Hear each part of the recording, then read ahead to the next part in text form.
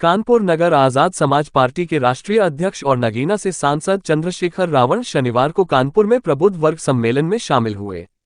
इस दौरान उन्होंने भारतीय जनता पार्टी भाजपा की सरकार पर जमकर निशाना साधा और कई गंभीर आरोप लगाए। चंद्रशेखर रावण ने कहा कि भाजपा सरकार में भ्रष्टाचार चरम पर है। उन्होंने आरोप लगाया कि सरकार शिक्षकों की भर्ती नहीं कर रही है और लगातार परीक्षा पेपर लीक हो रहे हैं। उन्होंने कहा, ये सरकार केवल 5 किलो राशन देकर जनता को बेवकूफ बना रही है। अब लोगों को तय करना होगा कि उन्हें फ्री का राशन चाहिए या फिर बेहतर शिक्षा और रोजगार। कानपुर में डीएम और सीएमओ के बीच हुए हालिया विवाद पर प्रतिक्रिया देते हुए रावण ने कहा कि अंततः सीएमओ को सस्पेंड कर दिया गया, जिससे सरकार की कार्यप्रणाली पर सवाल खड़े होते हैं। चंद्रशेखर रावण ने बताया कि यह उनका 7वां मंडलीय सम्मेलन है। उन्होंने कहा, हमारा यह अभियान सहारनपुर से शुरू हुआ था और कुल 18 मंडलीय सम्मेलन आयोजित किए जाएंगे। इन सम्मेलनों का उद्देश्य है कि शिक्षा, रोजगार, बिजली जैसी मूलभूत सुविधाओं पर जो डाका पड़ रहा है, उसके खिलाफ आवाज उठाई जाए। उन्होंने आरोप लगाया कि कानून व्यवस्था पूरी तरह चरमरा गई है और कमजोर वर्गों पर अत्याचार बढ़ता जा रहा है। रावण ने जातिगत जनगणना की मांग दोहराते हुए कहा कि इससे ये स्पष्ट हो सकेगा कि किस वर्ग के पास क्या संसाधन है और विकास की दिशा किसे मिल रही है। उन्होंने ये भी घोषणा की कि उनकी पार्टी पंचायत चुनावों के लिए पूरी तरह से तैयार है और 2027 के विधानसभा चुनाव में भी आजाद समाज पार्टी पूरे उत्तर प्रदेश में अपने उम्मीदवार उतारेगी। हालांकि जब उनसे पीएचडी छात्रा द्वारा लगाए गए गंभीर आरोपों पर सवाल पूछा गया तो उन्होंने जवाब देने से इनकार करते हुए कहा, इस मुद्दे पर हम कुछ नहीं कहना चाहते हैं, जो कहना होगा वह कोर्ट में कहा जाएगा।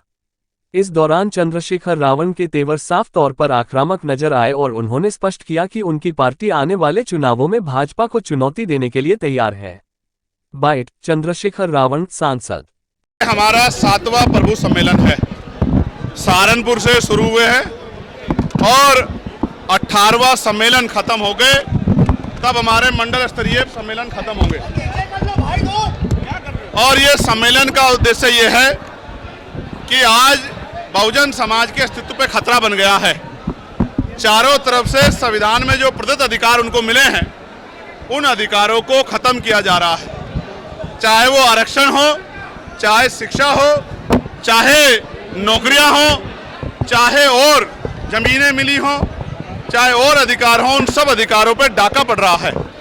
चाहे बिजली के निजीकरण का मामला हो या शिक्षा मित्रों का मामला हो, उनके समायोजन का, चाहे 69 शिक्षक भर्ती का मामला हो, तमाम तरह से कमजोर वर्गों के खिलाफ अन्याय किया जा रहा है। मुसलमानों पे बुलडोजर चल रहे हैं, उनके घरों को जमींदोज किया जा रहा है, उन पे गोलियां चल रही है।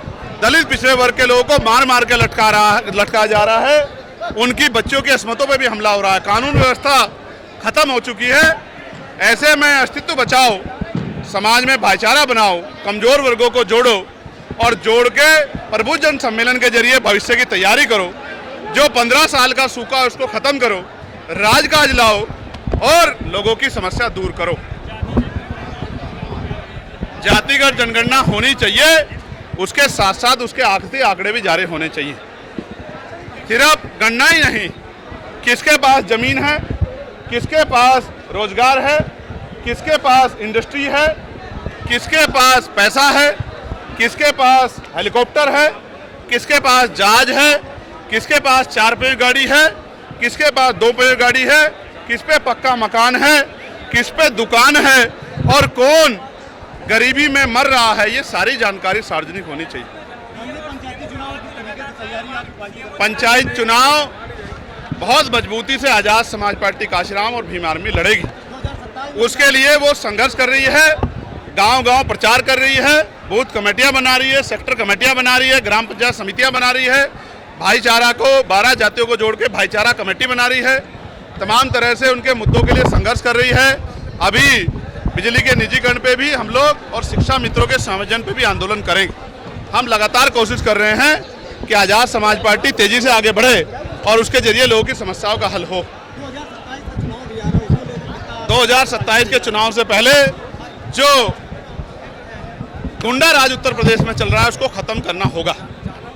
जैसे आपने देखा 50 झुग्गियां जली, कोई मुआवजा नहीं मिला।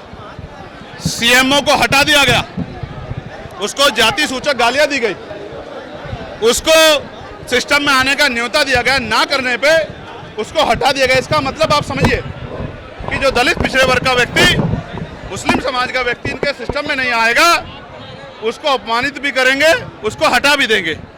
ये आपके सामने हो रहा है, ये एक छिपा हुआ नहीं है। और जिस तरह से कौशाम्बी में सरकार ने गलत तरह से षड्यंत्र करके जिनकी बेटी के साथ अन्याय हुआ उन्हीं को आरोपी बना के उनके लिए लड़ने वालों को जेल में डाल दिया, ये भी पाल समाज के साथ जो अन्याय हो, ये भी किसी से छिपा हुआ नहीं।